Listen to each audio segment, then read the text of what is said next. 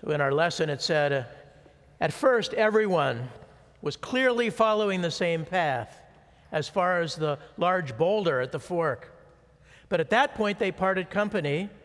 The good turned to the left and started along the confined path that led to heaven. The evil did not even see the boulder at the fork, but fell over it and hurt themselves. So when the evil fell over the boulder and hurt themselves, you might expect that they would have then seen that maybe they were going in the wrong direction, and they would have gotten up and looked for a better way to go and headed off to heaven. But instead it says that they got up and they rushed along the broad path to the right that led towards hell. And it says that because this is what we do. This is what we do. Sometimes the hardships and the roadblocks that we trip over in life lead us to stop and reflect and maybe to change our ways. But more often, we disregard these helpful signs and continue as before. But luckily, we have more than one opportunity to do this. And very often, as we trip and fall through our lives, we do change our course.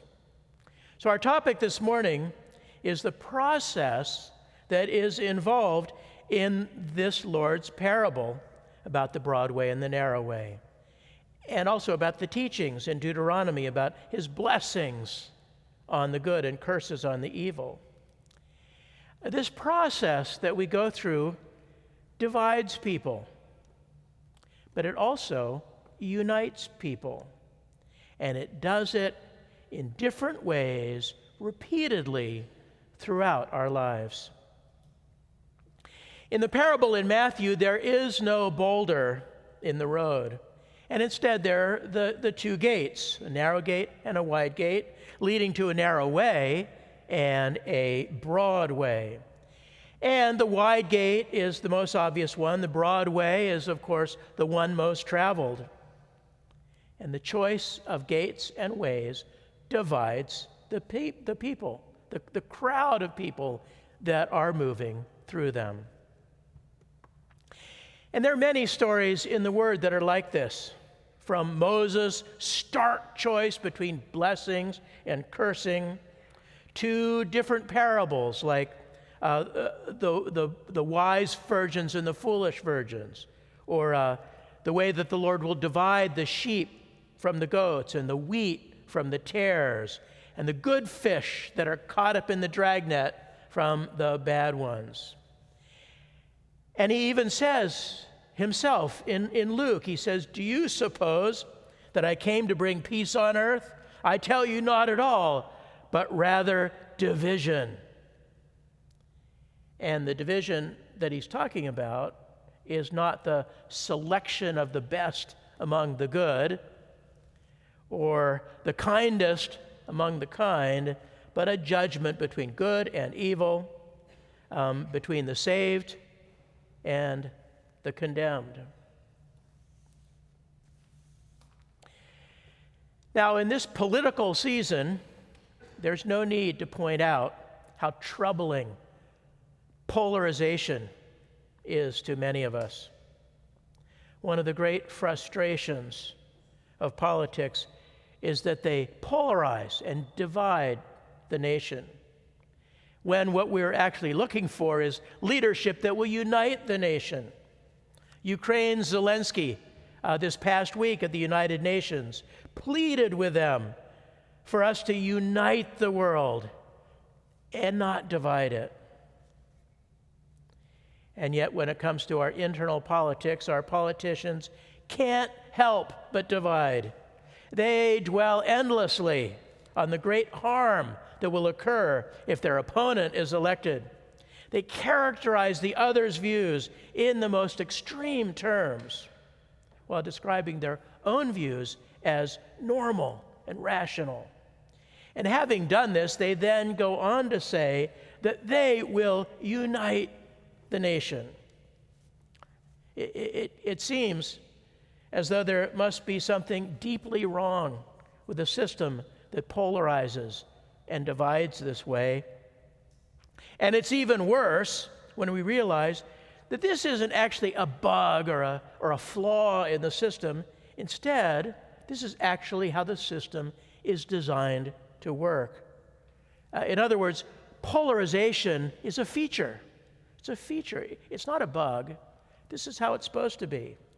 That is, that any system that is based on the concept of free choice will have separating the sheep from the goats as a core feature. Polarization captures the most committed, the ones most likely to work hard, the ones most likely to contribute to the cause. And as this happens, those in the middle are largely ignored. And those in the middle are often forced to pick sides when they don't really agree with either one. And the same thing happens in religion. In fact, it's more obvious in religion. The choice there is between heaven and hell. It's between blessings and cursings. It's between life and death, between the broad way and the narrow way. It's not between leaning a little to the right or a little to the left. It's not between, well, there are good things on this side, but there are good things on that side as well. It's a stark divide. And of course, the difference between religion and politics is that heaven and hell are spiritual things. They're spiritual objectives. And our choices in those cases are eternally crucial for every one of us. The realities that we choose between in politics, on the other hand, are between things that may be better or may be worse on the natural plane, but which seldom merit the extreme language that we often use to describe them, much less the vilification of those whose choices happen to differ from our own. The goal in religion is, of course, not division, much less polarization. The divisions that are described in these parables in the Word are actually part of the process of unification, bringing people together. And many of these descriptions describe the last judgment, which is defined this way, Apocalypse explained. The last judgment is the separation of those who live according to divine truths from those who do not live according to them. The separation brought about by the last judgment happens when the Lord comes into the world with divine truth and divine love, causing those who love those things to follow him, and those who don't to take a different path. And this is why the last judgment is always associated with the Lord's coming. And the Word calls this the gathering of the flock of those who are willing to hear the voice of the shepherd. Similarly, angels blow the trumpet and call people from the four corners of the world to come to the Lord. That's what's pictured on this cloth in front of this lectern. The fact that not everyone actually comes or responds to this call does in fact divide the population, but the purpose is to bring everyone who's willing. More importantly, these divisions and unifications are things that happen inside of every person, because over the span of our lifetime, we gradually recognize and separate bad things from ourselves and unite to ourselves things that we like, things that we agree with, hopefully good things. And this is why we read in Psalm 86, which was part of our prayer this morning, Teach me your way, O Lord, and I will walk in your truth. Unite my heart to fear your name. That is, we don't want to have a divided heart. We want to have a heart that is unified in its love for the Lord. Now, an unsettling feature of the description of the broad and narrow way is the statement that few enter the narrow gate and walk the narrow way. Because although the Lord makes many statements about dividing the people, this is the only example among them where he suggests that few are saved. In Luke, in the version of this parable in Luke, the Lord puts it this way.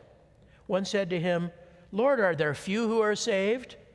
And he said to them, strive to enter through this narrow gate, for many, I say to you, will seek to enter and will not be able. The meaning seems clear. As he says in Matthew, narrow is the gate and confined is the way which leads to life, and there are few who find it. By contrast with the other parables about this, there seem to be equal numbers of wheat and tares. There were equal numbers of wise and foolish virgins. The sheep and the goats seem to be equally divided. And there's no indication that the fish that are caught in the dragnet had only a few good ones. So we ask the question, are there few people who go to heaven and many who go to hell? And you would expect the writings to help us here. You'd think they'd clarify the answer to this. But many passages just add to the confusion, such as the statement in our lesson that the way that leads to life is not narrow because it's difficult, but because so few find it, as stated in the parable. And in 10 passages in the Arcana, it says that at the present day, there are but few who suffer themselves to be regenerated. And other passages say things like, the equilibrium between heaven and hell begins to perish at the time of the end of the church when few come into heaven and many into hell. And this definitely says that few go to heaven at the time of the end of the church. But the implication is also that normally this isn't the way that it works. And one indication that we have about this is an observation in heaven and hell that children make up a third part of heaven, taking this to mean that a third of those who make up heaven are people who have died in childhood, all of whom go to heaven.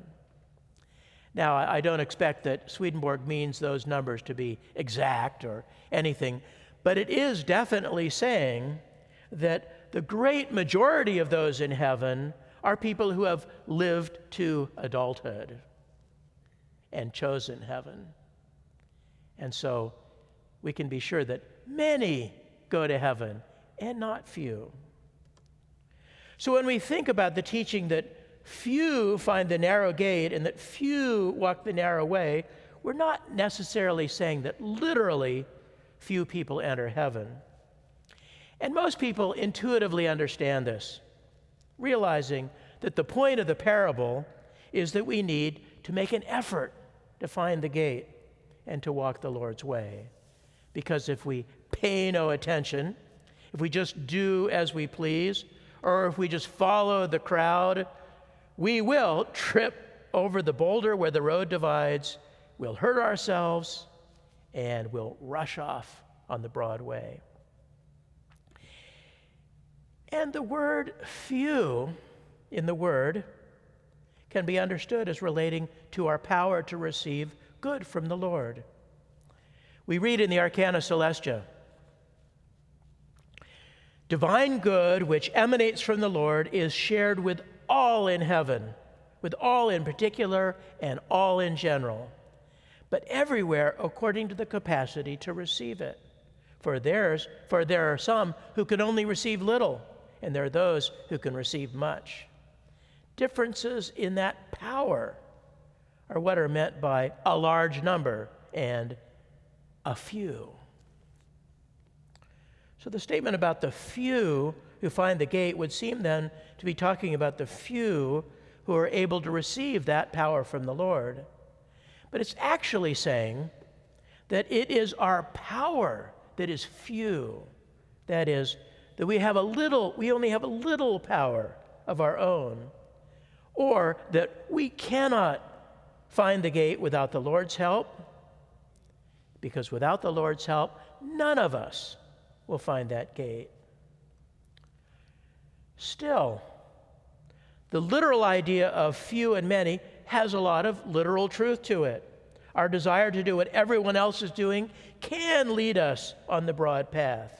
And it often does seem that only a few people really try hard to do things right. Our tendency is, as we know, to do it the easy way, to do what comes naturally, to do what we've always done, to ignore the advice of our teachers, leaders, and elders, to fail to read the directions. These things are all very real. They are the Goliath to our David, the many to our few. But what about that boulder? What about the boulder that is in our description from the reading in heaven and hell, but which isn't in the parable itself? The continuation of our reading says this: "The boulder that I saw at the corner where the broad common path ended and the two ways seemed to lead in opposite directions showed me the meaning of the Lord's words. Have you not read what is written? The stone that the builders rejected has become the head of the corner. Whoever falls on this stone will be broken." That stone means divine truth. The rock of Israel means the Lord in regard to his divine human nature. The builders are the people of the church. The head of the corner, where the fork is, the head of the corner is where the fork is. And to fall and be broken is to deny and perish. So the boulder is the stone that the builders rejected. The Lord's teachings are what mark the divide between the broad way and the narrow way. And as we make our way through life, our response to the Lord's teachings define that fork in the road for us. And it's interesting that in the account in heaven and hell, people are described as falling over that boulder and hurting themselves. They don't see the stone.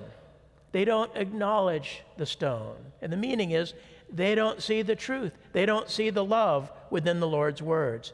They don't accept it. They don't obey it.